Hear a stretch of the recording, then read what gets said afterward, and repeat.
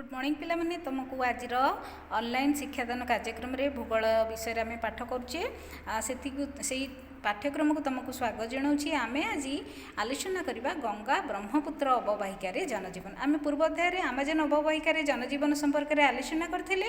आज आम गंगा ब्रह्मपुत्र अववाहिकार जनजीवन संपर्क में आलोचना करवा।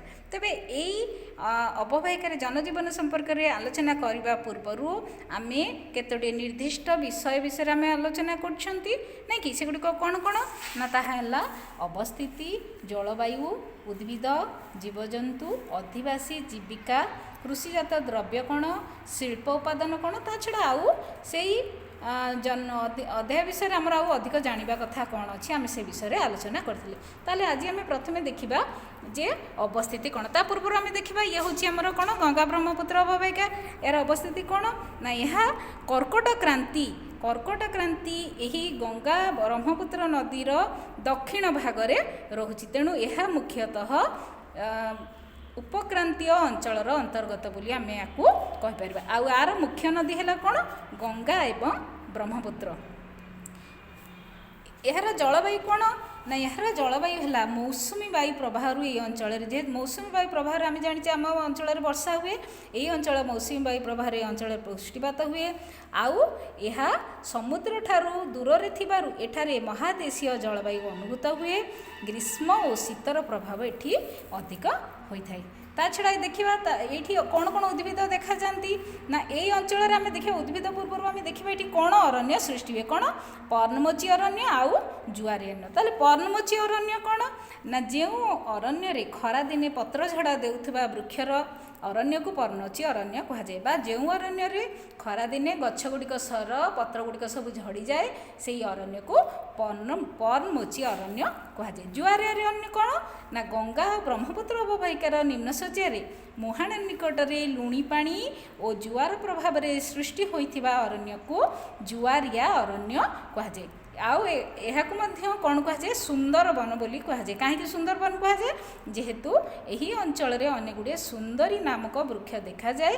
तेणु यही सुंदरी नामक वृक्ष बहुत गुड़े होउथबारु एही अरण्य एहाकु सुंदर वन बोली कहुए। ताले एही सुंदर वन बा जुआरी अरण्य आउ पर्णमोची अरण्य यही अंचल कौन कौन सब उद्भिद देखा जाए ना शाल, पियाशाल, अश्वस्थ, समतल अंचल बाउंश बण, आंबतोटा, पाइन, फिर आउ देवदारू परी उद्भिद देखा जाती। ता छड़ा आउ कौन कौन एठी जीवजंतु देखा जाती ना बाघ, हरिण, मांकड़, हाथी, एकसिंगिया गंडा, सुंदरबन रे महाबल बाघ, कुंभीर, नदी रे रोही, भाकुर, शेउल आदि मधुर माछ मध्य देखा जाए।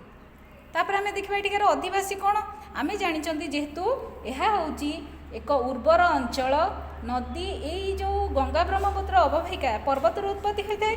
तेणु पर्वतर जितेबाला नदी गुड़े उत्पन्न होता से समय से कौन करे पार्वतीय शଯ୍ୟାରେ प्रवाहित होगा से मूर्तिका सब क्षय कर आने आउगुड़िक सब कौन हुए नदीर मध्य शଯ୍ୟା और निम्न शଯ୍ୟାରେ जमा हुए जहाँ आम पटुमाटी बोली कहू। तेणु पटुमाटी अधिक उर्वर एणु यह कृषि अधिक उपयोगी होता है। तेणु उर्वर मृत्तिका और जलर सुलभता और स्वास्थ्यप्रद जलवायु जो यही समतल अंचल अधिक लोक बसबास करती एठिकार जनसंख्यार घनत्व अधिक। तेणु जेहेतु कृषि उपयोगी पटुमाटी अच्छी उर्वर मृत्तिका अच्छी तेणु एठी कृषि जीविका मुख्य जीविका है कृषि।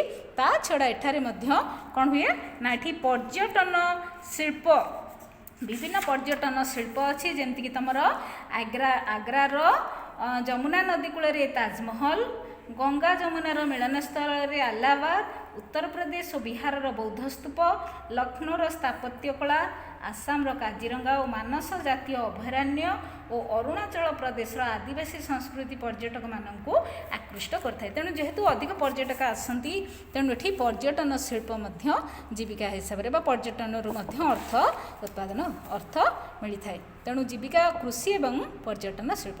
ताले ये जो कृषि से कृषि आम कौन कृषिजात द्रव्य मिले ना गहम, धान, जौ, आखु, मुग, बिरी, सोरिष, कदली बगीचा थाए ये। ता छड़ा आसाम और पश्चिम बंग चाहा एवं आसाम और बिहार रेशम पोक चाष कराए। रेशम कीट रेशम पोकरू रेशम सूता बाहर कराए। आउ एटा कौ शिल्प ताहले कहले बिले यह तुमर वस्त्र शिल्प सहयोग होता है। ताले ये शिल्पोत्पादन आम कौन देखले ये बेसी कौन ना पर्यटन आमको एठारे अधिक माने आर्थिक सहायता अधिक मिलता है।